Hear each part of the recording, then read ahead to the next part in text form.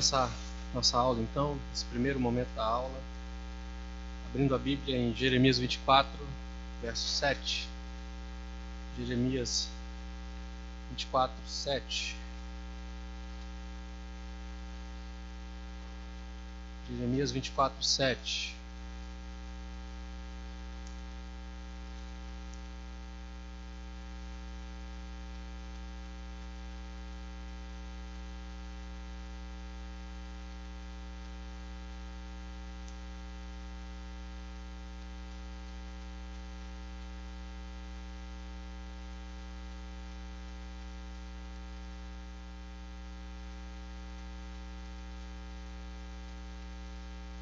Jeremias 24, 7.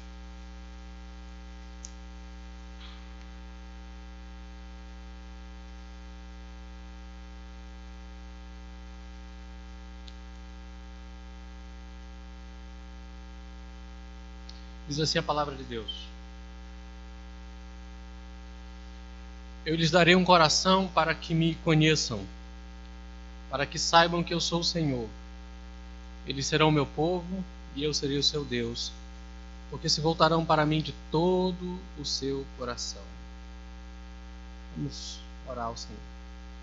Pai, em nome de Jesus, para o louvor da tua glória, nós adoramos o Senhor. Pedimos que nessa tarde, enquanto estudamos a tua palavra, tenhamos, ó Deus, a graça de aprofundar nosso conhecimento de quem é o Senhor, de como o Senhor tem se revelado a nós em tua palavra. Perdoa os nossos pecados e nos ajuda, em nome de Jesus. Amém. Meus irmãos, nosso caminho nessa tarde será olhar um pouquinho e começar a ver as verdades acerca da pessoa de nosso Deus. E na busca de conhecer a Deus é vital que a gente entenda exatamente o que significa realmente conhecê-lo. Os métodos, as expectativas, as atitudes no estudo da teologia são determinadas por essa definição importante desse texto aqui. Conhecer a Deus. Deus nos deu um coração, nos regenerou, colocou em nós uma inclinação, uma disposição nova para experimentarmos as bênçãos do pacto, da aliança, que são marcadas aqui com essa afirmação: eu serei o seu Deus e vocês serão o meu povo. E a bênção do pacto, em Jeremias 24, 7, é conhecer a Deus e saber que Ele é o Senhor, que Ele é o Deus do pacto, o Deus da aliança, o Deus redentor, o Deus que cuida de nós, o Deus que nos redime dos nossos pecados. Para aqueles que querem conhecer a Deus, então, o estudo da teologia é indispensável.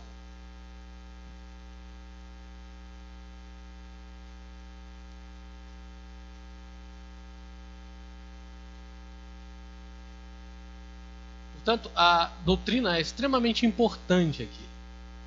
Aqueles que querem conhecer mais a Deus, doutrina e teologia são importantes. Há um livro que eu estou lendo do pastor Miguel Nunes, que fala, o título é exatamente As Verdades que Transformaram o Mundo. Ele diz que, em resumo, os desafios que a igreja enfrenta são sempre desafios teológicos.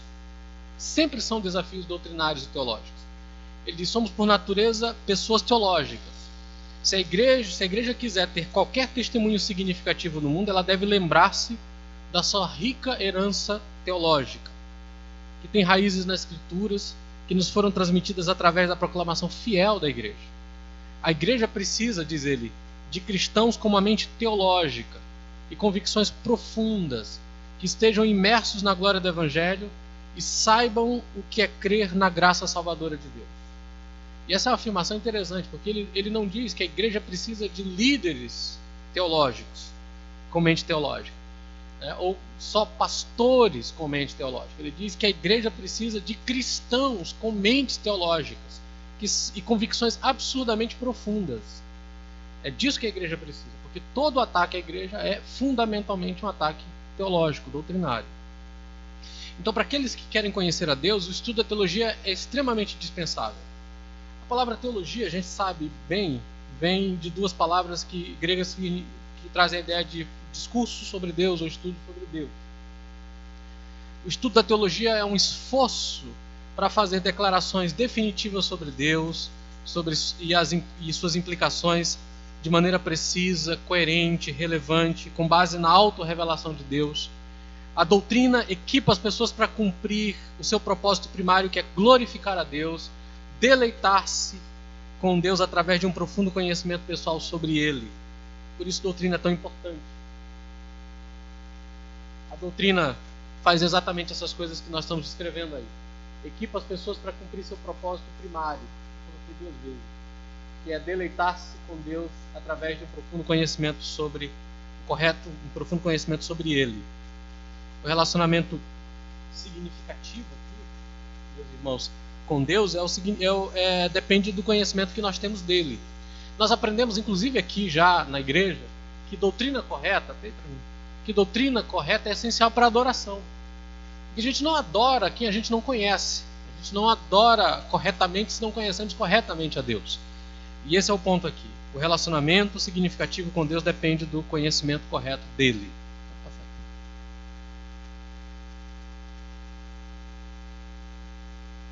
E aqui nós vamos partir para uma outra situação também. Conhecer a Deus implica em conhecer fatos acerca de Deus como revelado na palavra dele. E qualquer sistema teológico que distingue entre proposições racionais sobre Deus e um relacionamento pessoal com Deus não consegue ver essa conexão necessária entre amor e conhecimento. A capacidade de amar, de curtir e dizer aos outros sobre uma pessoa é aumentada por um maior conhecimento dessa pessoa. O amor e o conhecimento andam de mãos dadas. Os bons amantes são estudantes do amado, é o que a gente aprende na prática e também na Escritura. O conhecimento de Deus é o objetivo da teologia. Nós estudamos as doutrinas para conhecermos a Deus. E por isso é que conhecimento, meus irmãos, sem devoção é ortodoxia fria e morta. Devoção sem conhecimento é instabilidade irracional. Mas o verdadeiro conhecimento de Deus inclui entender tudo a partir da sua perspectiva. A teologia está aprendendo a pensar os pensamentos de Deus a partir de Deus. E é para aprender o que Deus ama, o que Deus odeia, é para ver, ouvir, pensar e agir do jeito que Ele faz. Saber como Deus pensa é o primeiro passo para se tornar uma pessoa piedosa. E é esse o sentido. A teologia não tem como alvo apenas o conhecimento seco, árido, frio, mas conhecer Deus, conhecer os pensamentos de Deus, conhecer as coisas que Deus definiu em sua palavra para que a partir dela nós possamos viver uma vida piedosa. Então, o conhecimento teológico, ele é importantíssimo para uma vida piedosa, né? Então, a gente precisa entender um pouquinho sobre isso, por isso é tão importante falar sobre isso antes, né? Por exemplo, quantos de vocês não já ouviram falar de pessoas que acham que o mais importante para a vida cristã é que a gente aprenda duas coisas, que as pessoas precisam ser boas cristãs, né, e lembrar que Deus é um Deus de amor. Mas nenhuma ênfase em doutrina. Na verdade, eles dizem que doutrina não é necessário. Ela não tem importância na vida da igreja. Ela pode causar divisão na igreja, pode causar problemas na igreja. Então tem pessoas que dizem isso, né, mas gostariam de pensar que elas são apenas uma pessoa boa, que Deus é um Deus de amor, e essa relação a gente vai trabalhando aí ao longo dos anos. Busca rigorosa da verdade para aqueles que querem amar a Deus, para quem quer ser piedoso. Eu queria que vocês olhassem um texto interessante. Abra lá em Hebreus 5, de 11 até o capítulo 6, verso 3.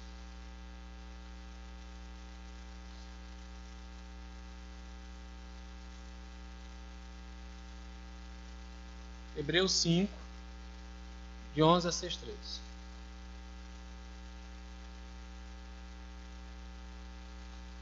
Carta do apóstolo Paulo aos Hebreus, capítulo 5, verso 11.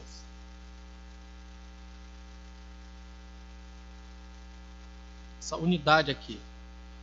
O que esse texto ensina? Ele ensina que o aprofundamento do entendimento teológico capacita alguém para poder diferenciar o bem do mal e exorta os crentes a amadurecerem em seu conhecimento de Deus e seus caminhos. Pode ler o texto aí, né? Ele diz assim, vamos lá, pode ir.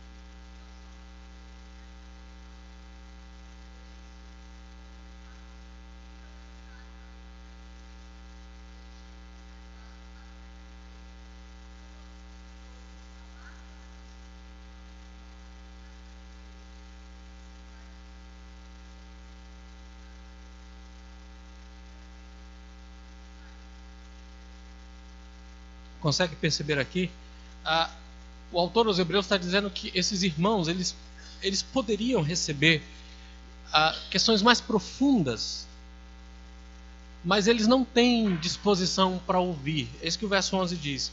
Vocês ficaram com preguiça de ouvir, quando já deviam ser mestres. E isso mostra que a igreja deve ser cada vez mais profunda em seu conhecimento teológico, a ponto de poder se falar de coisas mais profundas. Ele diz, levando em conta o tempo decorrido, vocês têm novamente necessidade de alguém que lhes ensine quais são os principais elementos dos oráculos de Deus. E aqui é interessante porque o que a gente aprende aqui é que a boa teologia, ela baseia-se na crença de que Deus existe, de que é pessoal, de que pode ser conhecido, de que se revelou. E esses pressupostos motivam os teólogos a dedicar-se a uma busca apaixonada pelo conhecimento da palavra de Deus. Infelizmente, a palavra teólogo ela tem uma conotação negativa muitas vezes, e ela é usada apenas para falar de pessoas que são dedicadas ao estudo teológico. Mas aqui na carta aos Hebreus, você percebe no capítulo 5, até o verso 11 até o 6:3, que não é esse o ponto, mas que a teologia tem a ver e é para todos os cristãos. Eles devem ter um conhecimento mais profundo. Eles deveriam já ser versados e mestres em coisas mais aprofundadas da palavra de Deus. Vamos passar aí rapidinho. Volta lá um pouco, volta lá. Isso. Volta mais. Isso. Volta aí. Beleza. Volta mais um pouco, mano. Aí. Então essa palavra teólogo, ela é usada quase que exclusivamente para teólogos vocacionados. Para quem fez um seminário, para quem está fazendo um curso, em vez de qualquer pessoa dedicada a conhecer a Deus. Em um nível, todos os que pensam em Deus são teólogos. Mas o crente cuja vida é consumida com o conhecimento do seu Senhor, certamente é um teólogo. E os teólogos estão comprometidos com a verdade. Como disse o pastor Augustus, todos somos teólogos. A questão é se somos bons ou maus teólogos. Todas as pessoas articulam sobre quem Deus é, como somos salvos, como viver. Todo mundo. A diferença é da onde você traz e baseia o seu pensamento. Levantou o braço? Então todos nós somos dedicados. E é esse o ponto de Hebreus 6. Veja que ele diz no verso 12, vocês já deviam ser mestres. No verso 11 ele diz, a esse respeito tem muitas coisas a dizer, coisas difíceis de explicar, porque vocês ficaram com preguiça de ouvir. Então o que há na nossa...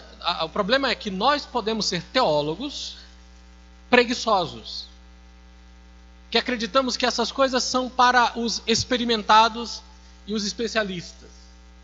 Mas a verdade é que não é assim. Vou ler novamente o que diz Miguel Nunes nem é o Miguel Nunes que diz isso, mas o pastor Albert Mohler, no prólogo do livro do Miguel Nunes, quando ele diz assim, os desafios que a igreja enfrenta são sempre desafios teológicos. Somos, por natureza, pessoas teológicas. Se a igreja quiser ter algum testemunho significativo no mundo, devem se lembrar sempre da sua rica herança teológica, que tem raízes nas Escrituras, que nos foram transmitidas através da proclamação fiel da igreja. A igreja precisa de cristãos com uma mente teológica, convicções profundas, que estejam imersos na glória do Evangelho e saibam o que é crer na graça salvadora de Deus. É disso que nós precisamos. Então, a primeira coisa que a gente precisa tirar daqui da nossa mente, nessa introdução ao pensamento sobre Deus, é que você, como um cristão, foi chamado para participar de um pacto e uma aliança pela graça de Deus. O nosso texto novamente, Jeremias 24:7. Eu gosto muito desse texto de Jeremias 24:7 porque foi o texto onde eu preguei o meu primeiro sermão.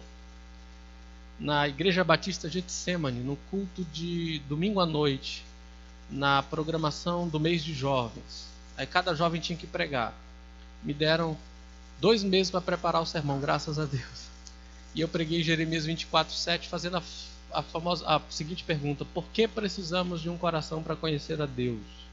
E aí mostrando que éramos incapazes de nos voltar para Ele, incapazes de cumprir Sua vontade, incapazes de crer nele. Por isso precisávamos do coração. Por quê? Porque somente um coração novo me faz conhecer a Deus e entrar numa relação com Ele. É isso que o texto diz. 24:7 diz o quê? Eu lhes darei um coração para que me conheçam. O objetivo da regeneração, da disposição nova do nosso coração, é exatamente conhecer a Deus. E conhecer na Bíblia sempre tem duas conotações que são inseparáveis. É a conotação do conhecimento racional que conduz ao relacionamento. É algo que eu sei sobre Deus e que me faz experimentá-lo, conhecê-lo de maneira íntima. E essa é a vida do pacto, da aliança, da nova aliança, pois o texto diz: para que saibam que eu sou o Senhor, o Deus do pacto, o Deus que os redimiu, o Deus que os tirou da escravidão do Egito e que é o Deus imutável, que não muda em suas promessas, que não muda em suas ações. E ele diz: e eles serão o meu povo, e eu serei o seu Deus. Por quê? Por que eu preciso de um coração para conhecer a Deus? Ele diz: porque eles se voltarão de todo o coração para mim. Esse novo coração me faz voltar para Deus, para conhecê-lo e para experimentar a bênção de ser dele e ele ser meu, na relação de aliança. E essa é uma promessa não para teólogos especialistas formados em curso de teologia. É para os membros da igreja, que devem ser todos eles teólogos, que saibam exatamente o que significa conhecer a Deus. Amar a Deus significa amar a verdade. Deus é um Deus de verdade, Ele é a própria verdade. Eu preciso conhecer a verdade para conhecê-lo. Portanto, nós vamos olhar para a revelação especial de Deus, para conhecer o que Deus diz acerca de si em sua palavra. Nós vamos estudar o seu ser, nós vamos estudar seu caráter, nós vamos estudar suas obras, como reveladas em Cristo na Bíblia. À medida em que o fizermos, oramos para que nossa admiração por sua majestade nos leve à adoração, porque o conhecimento teológico não deve nos tornar frios, secos e indiferentes. Esse é o ponto. Ok? Vamos para o caráter de Deus. O caráter de Deus. Quem é Deus, né? Hebreus 11:6 diz que sem fé é impossível agradar a Deus. A palavra agradar tem o sentido de andar junto com, lado a lado, em harmonia e comunhão. Você não pode andar com Deus se você não crer nele. Mas é impossível ter fé em Deus sem conhecer quem Deus é, o caráter dele. A fé é a crença nas promessas de Deus, que por sua vez são fundamentadas no caráter de Deus. Você não confia em alguém que você não conhece. Não é verdade? Pelo menos era para ser, né? Em 2002 nós votamos em alguém que a gente não conhecia e deu no que deu. Né? 89 foi a mesma coisa. E a gente fez besteira.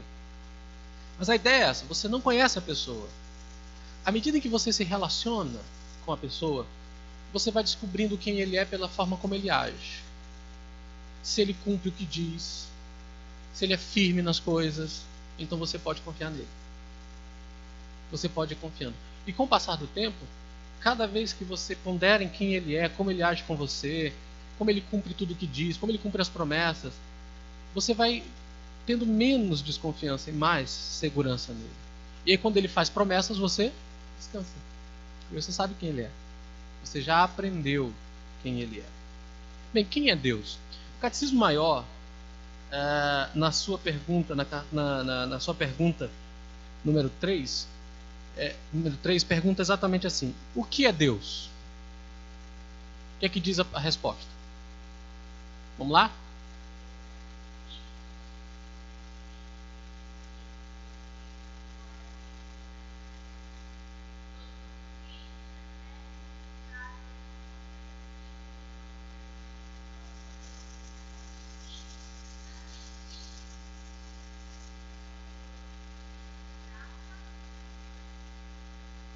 E isso ainda não resumiu tudo. É apenas uma pequena definição, uma tentativa dos teólogos, dos divinos de Westminster, de tentar nos dar uma ideia da definição de quem é Deus. Quem está com a Bíblia de Genebra aí, por favor? Abra o capítulo da Trindade. Deus e a Trindade, capítulo 2. Vamos ver o catecismo, não, da Confissão de Fé. Vamos ver a definição que a Confissão de Fé dá sobre quem Deus é. Essa definição teológica do catecismo é uma verdade ímpar, pois reflete o que as igrejas herdeiras da Reforma sempre têm acreditado sobre o ser de Deus. A Confissão de Fé de Westminster nos apresenta a mesma tônica, o mesmo tom. Olha só. Isso, Deus é a Santíssima Trindade. Há um só Deus. Vamos.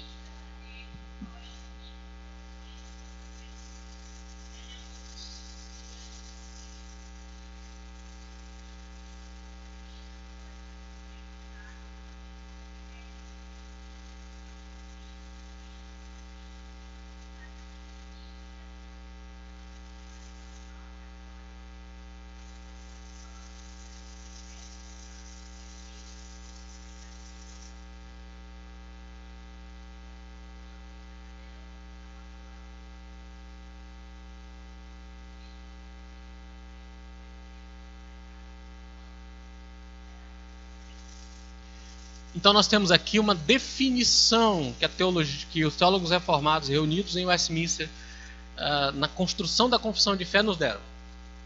E vocês vejam que é uma afirmação de tirar o fôlego. Há um só Deus, ou seja, afirmamos a unidade de Deus, o único Deus, vivo e verdadeiro.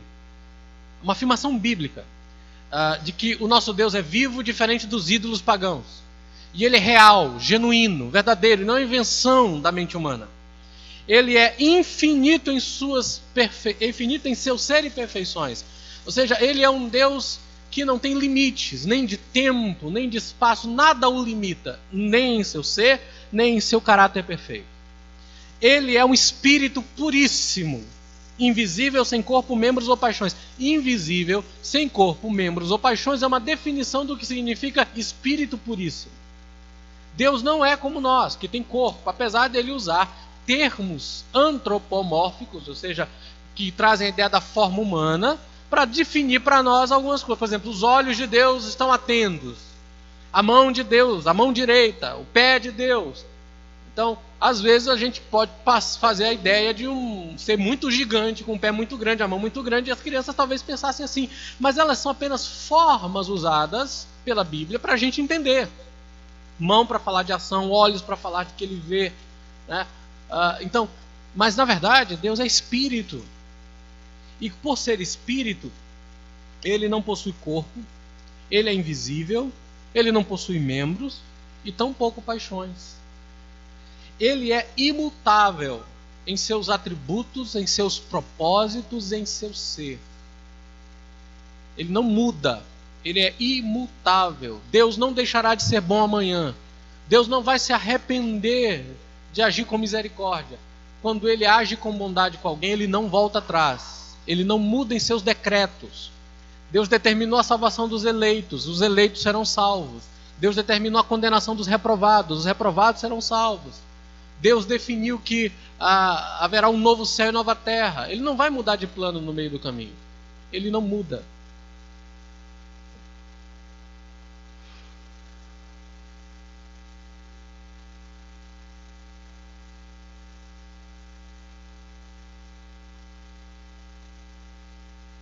Do Deus triuno. Isso. Aí ele tem duas naturezas. Uma humana que tem membros, entendeu? Tem corpo e é limitado ao tempo. Mas uma divina, em que isso que foi dito aqui também se define dele. Esse é o mistério das duas naturezas. Jesus Cristo tem uma natureza humana e divina. Portanto, ele não tem limites, não tem paixão, não tem membros, não tem nada disso. Agora, a natureza humana dele possui. Sim, com duas naturezas.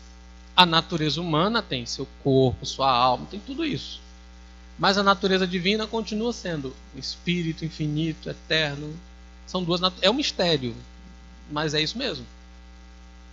Não houve uma mistura nas naturezas.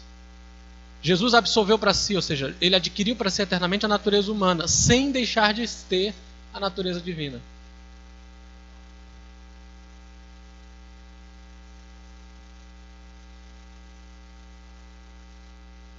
Sim.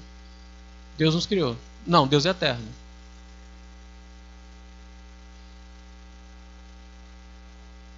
Isso. Não. Deus não tem começo. Ele não tem início. Ele sempre foi e sempre é. Ele não tem início e não tem fim. É o mesmo sempre.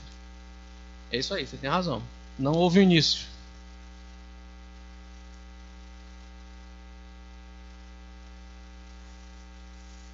Meio e fim, isso. Perfeito, é isso mesmo. Sempre foi. Uhum. Exatamente. Porque a nossa natureza é criada. E numa natureza criada, a nossa realidade é sempre de algo que tem começo, meio e fim. Para nós é difícil transcender isso e pensar num ser que sempre foi, que sempre é. Então, e é Deus. Deus sempre existiu. Nunca houve um início nele. E isso é importante, porque em um dos argumentos racionais para a existência de Deus, há o argumento de a gente voltar olhar para a realidade da causa e efeito. Tudo no mundo tem causa e efeito. E se nós retrocedemos em causa e efeito, causa e efeito, causa e efeito, temos que chegar em alguma causa não causada. Ou seja, algo que é a causa de tudo, mas ele mesmo não tem nada que o trouxe à existência. E aí é que entra o argumento de que, por isso, pressupõe-se que Deus é um dos argumentos racionais da existência de Deus. Né? Tudo tem seu causa e efeito. Tudo tem algo que deu origem a ele. Mas é preciso que exista alguma coisa que sempre houve, que sempre existiu, ou alguém que seja a origem de tudo. É um argumento racional. É um bom argumento, né? Interessante. Ok. Então, olha só, nós vamos ver cada um desses atributos com calma, mas percebe que ele começa falando de sua natureza. Ele é imutável e imenso, eterno e incompreensível, onipotente, ele tem todo o poder. Não há nada, absolutamente nada que ele não possa fazer, a não ser aquilo que é contrário à sua natureza. Por isso a Bíblia vai dizer que Deus não pode mentir, porque seria algo contrário à natureza dele. Ele é onisciente, ou seja, ele sabe tudo. Deus não aprende. Só aprende quem é limitado, quem é imperfeito. Ele tem o conhecimento absoluto de todas as coisas. O conhecimento em Deus ele é imediato. Ele sabe tudo, e ele sabe tudo o que vai acontecer, tudo o que acontece, pois ele decretou e o seu conhecimento é abrangente. Ele conhece perfeitamente tudo o que há dentro de nós, sem que alguém precise dizer algo a ele. Ele não precisa de tempo para saber o que vai acontecer. Isso aqui é importante contra esses teólogos que dizem que Deus é pego de surpresa com coisas como a queda do homem e as tragédias. Não, Deus sabe absolutamente tudo. Seu conhecimento é todo abrangente. E ele não apenas conhece tudo. Ele conhece, por exemplo, situações que ocorreriam se ele tivesse determinado agir de um outro modo do aquele que ele agiu. Por exemplo, quando Davi pergunta ao Senhor: Senhor, se eu for para tal cidade, vão me prender e vão me pegar? E ele diz: vão sim. E Davi não foi. Mas Deus sabia que se Davi tivesse feito diferente, aconteceria. Então ele tem fatos. Por exemplo, se Tiro e Sidom, se tivessem feito sinais e prodígios, há muito teriam se arrependido com pano de saco e cinza. Mas não foi o decreto de Deus que esses sinais e prodígios tivessem sido feitos naquela cidade. Então Deus sabe até o que poderia acontecer em tais e tais situações se o seu propósito fosse diferente. Então, um conhecimento extraordinário esse. Nós vamos ver isso com calma. Ele é santíssimo, completamente separado da sua criação, sem ser contaminado, e interage com ela sem ser contaminado por ela. Ele é santo e puro. Ele é completamente livre e absoluto. Isso é importantíssimo. Deus não precisa de nada fora dele para fazer o que ele faz e para decidir fazer o que ele faz. Por isso a nossa confissão diz: fazendo tudo para a sua glória, segundo o conselho da sua própria vontade, que é sempre reta e imutável. Ele é cheio de humor, ele é gracioso, misericordioso, longânimo, muito bondoso e verdadeiro, remunerador ou recompensador dos que o buscam, e contudo, ele é justíssimo, terrível em seus juízos, odeia todo o pecado e não tem por inocente o culpado. Que é uma definição de Êxodo 34. Nós vamos ver os atributos de Deus quando chegar lá, observar e perceber seus atributos e aprender mais sobre eles. Quais são as formas que Deus se revela? Vamos lá. Formas que Deus se revela? Primeiro, Deus se revela em ações. Depois, Deus revela-se pelos seus nomes, por imagens e por atributos. Nosso Deus é tão extraordinariamente infinito, grandioso e incompreensível, que para que tenhamos um certo conhecimento de Deus, ele não se limita a um único termo ou uma única ação. Um conjunto de coisas nos são dadas por Deus no processo de revelação para que a gente possa conhecê-lo de algum modo.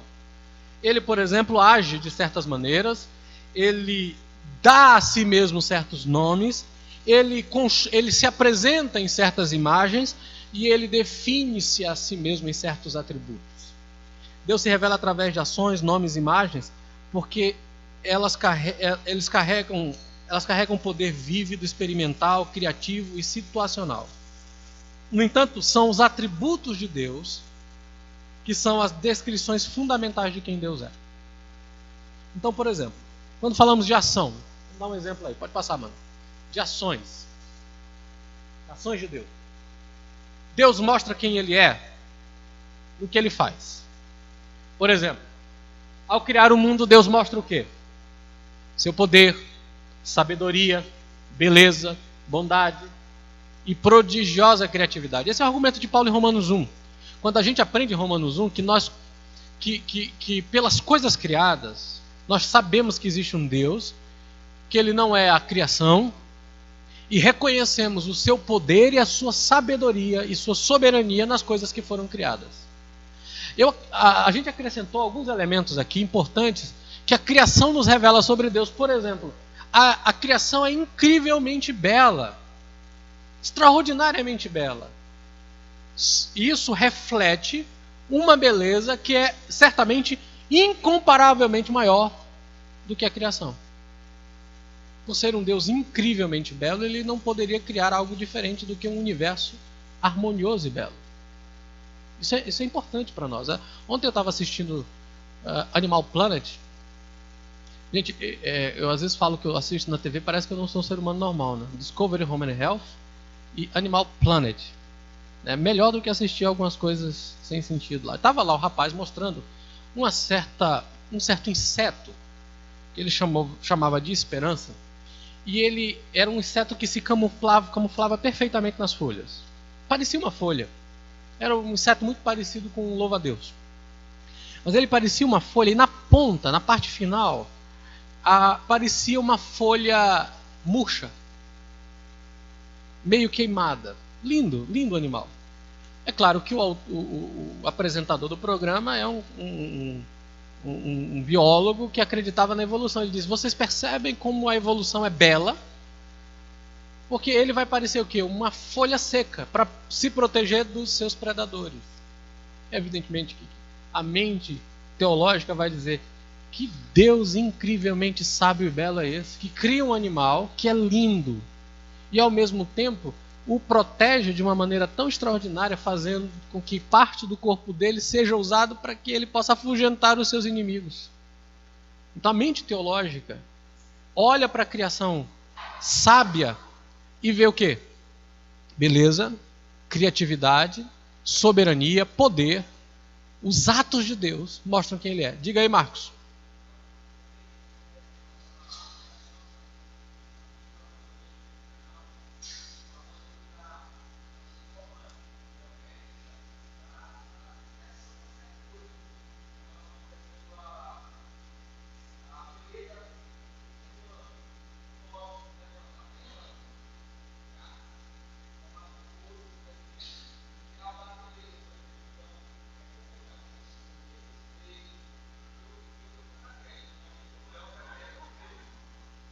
Mas não se preocupe que os efeitos da queda sairão no reino dos céus.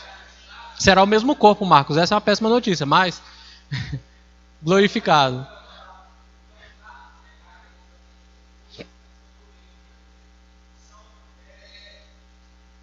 Perfeitos.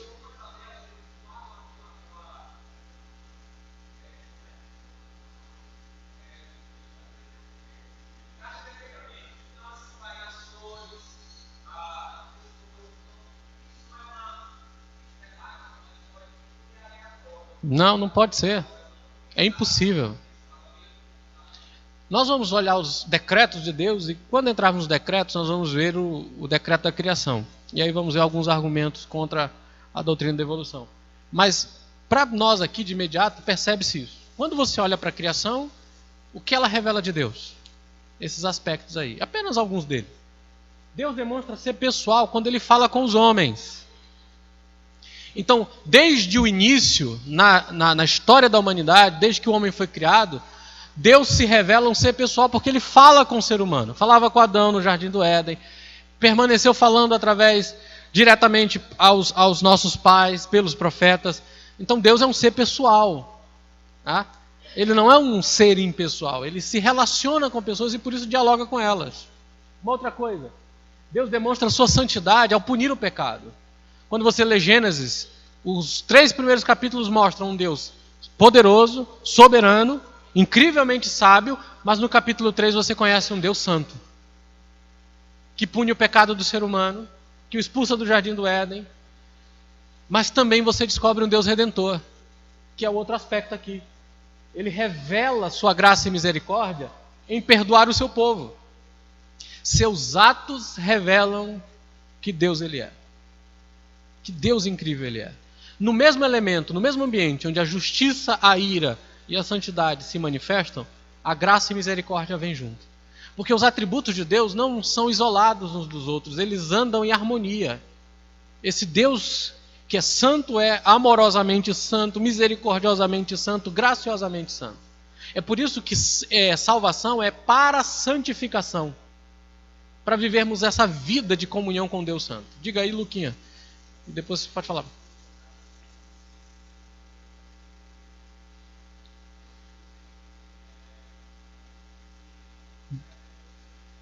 Sim. Uhum.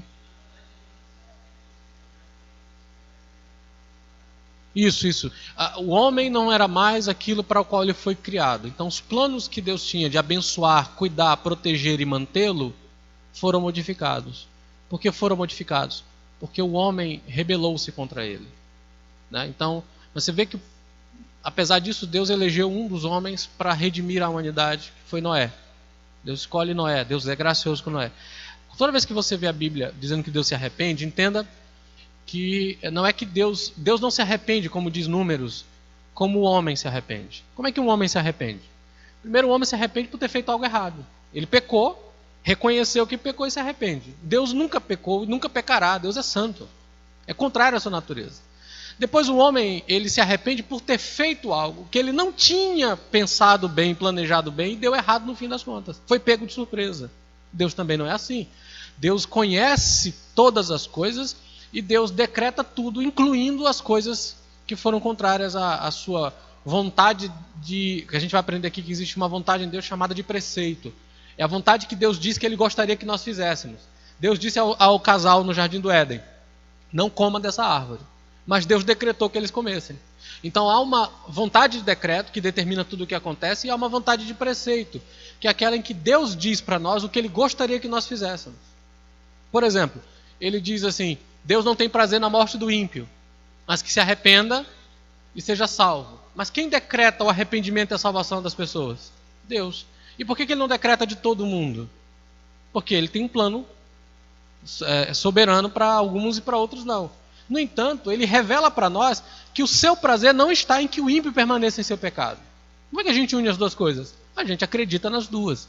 Deus não se arrepende nesses sentidos. Então, aí é um modo de dizer que o pecado de fato atrai a ira de Deus e a condenação, porque Deus criou o homem para viver em harmoniosa comunhão com Ele em santidade. Então, as bênçãos de preservação, florescimento, vêm dessa comunhão com Deus. Quando o homem se rebela, ele não merece mais isso. Então Deus decide destruí-lo. Tanto que a palavra arrepender é seguida por afirmação.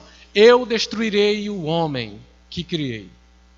Então, no lugar da bênção da preservação, que era a bênção de Gênesis, lembre-se que Gênesis 6 está ligado ao que está lá no capítulo 1 e 2. Então, a bênção do pacto da criação não virá mais sobre a boa parte da humanidade, porque Deus decidiu não dar mais isso. Então é nesse sentido que o arrependimento acontece. Vai.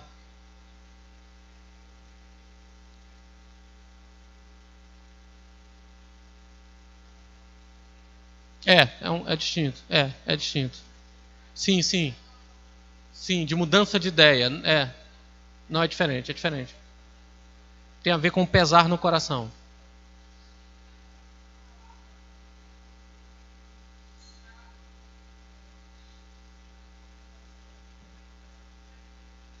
É diferente. E tem mais. Deus ele está também se acomodando a nós, tá? Ele, é, ele é incompreensível em tudo que faz e pensa e age. Então ele precisa nos dizer como faz na nossa linguagem, para que a gente entenda. Então há aí uma acomodação de linguagem, né? É um jeito de eu dizer, olha, entendam o que eu quero fazer assim. Mas ao mesmo tempo ele vai dizer, só que eu não sou do jeito que vocês vão imaginar. Então é uma acomodação em termos, para a gente entender. Como quando você tenta explicar coisas difíceis para uma criança e usa a linguagem dela. Deus se acomoda à nossa linguagem.